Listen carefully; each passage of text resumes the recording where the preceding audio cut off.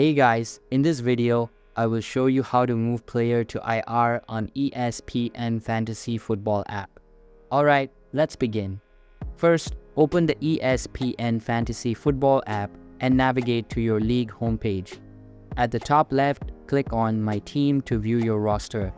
Once on your team page, look for the Manage IR option and click on it.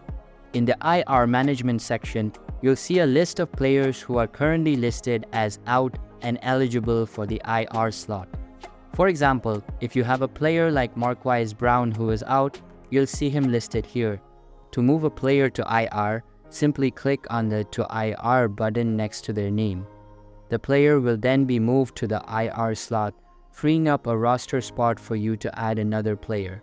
So that's basically how you can move player to IR on ESPN Fantasy Football app. And that's it for this video.